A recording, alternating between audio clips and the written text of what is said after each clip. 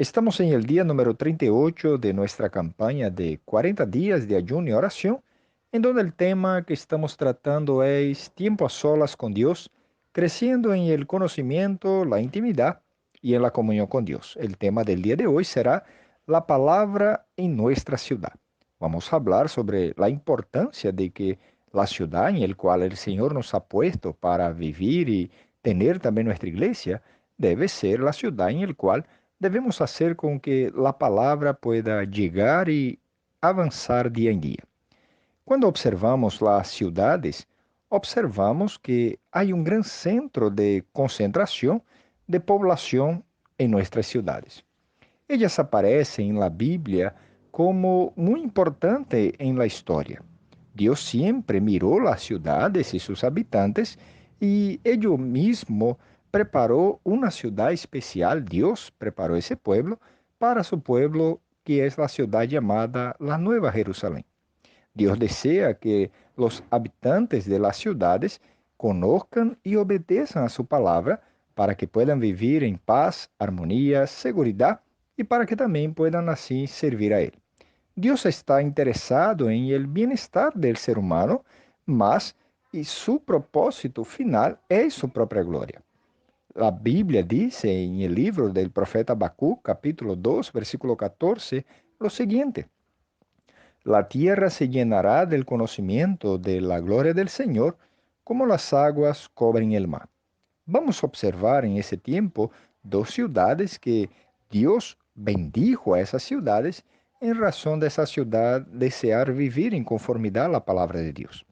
La primera ciudad en la historia bíblica es la ciudad de Nínive.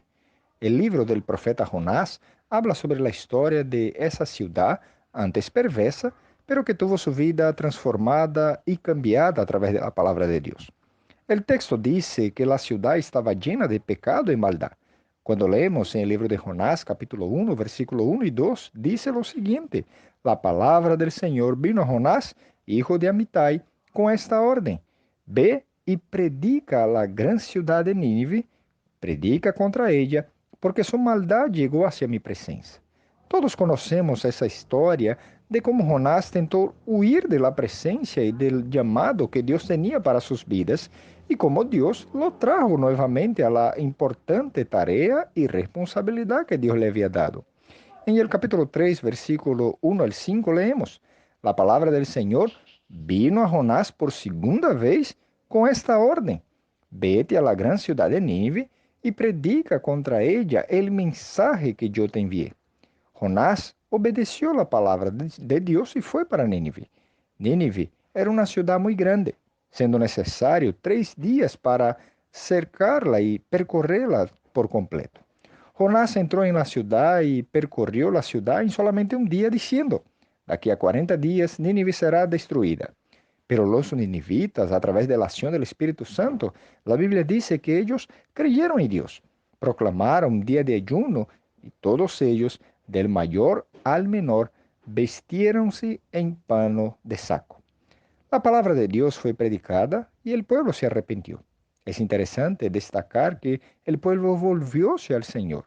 Ellos observaron sus malos caminos y volvieron al Señor arrepentidos.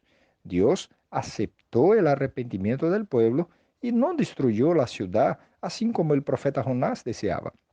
Nínive entonces es un modelo de las ciudades de nuestro mundo en que vivimos hoy.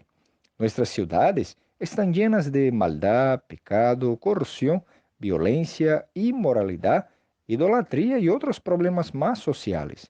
Nos trae la impresión de que Dios ha dejado todo a la mano de los propios hombres, pero en realidad es Dios que ama a cada una de las personas de nuestra ciudad que Él ha criado y Él desea que todos sean salvos y por eso usted y yo somos instrumentos de Él para llevar esa palabra de salvación.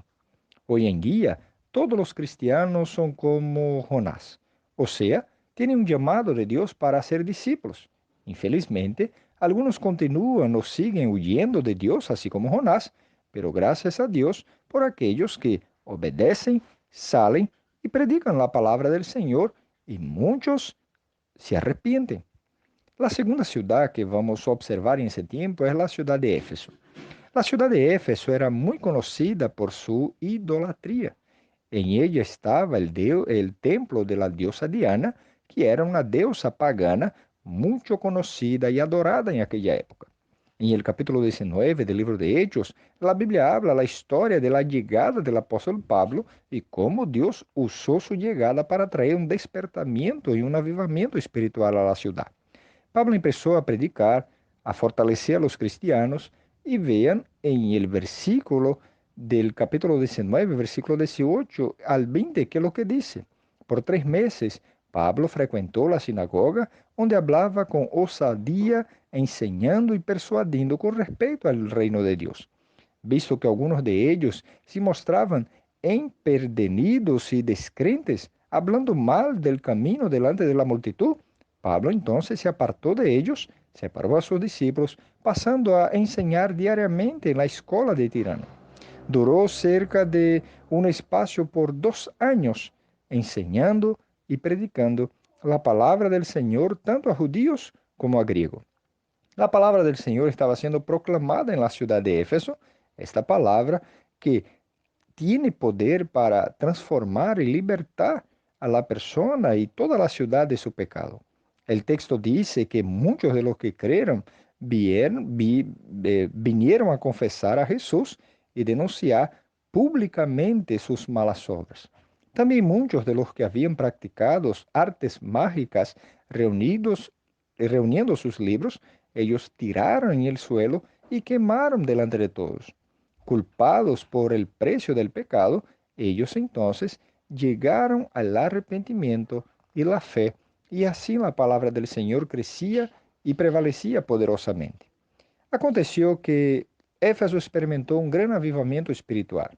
El pueblo entonces empezó a confesar sus pecados y a quemar sus falsos libros de magia. El texto dice que la palabra del Señor crecía y prevalecía poderosamente porque estaba siendo enseñada y predicada.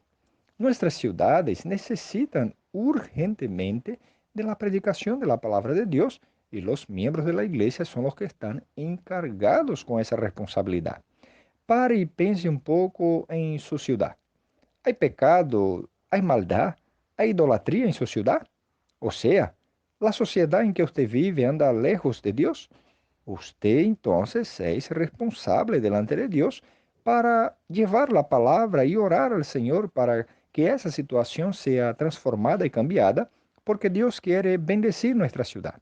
Observen, Pablo dijo entonces sobre la ciudad de Corintios en Hechos capítulo 18, versículo 10. Por tanto, yo estoy contigo, nadie podrá hacerte malo, porque tengo muchas personas todavía en esa ciudad.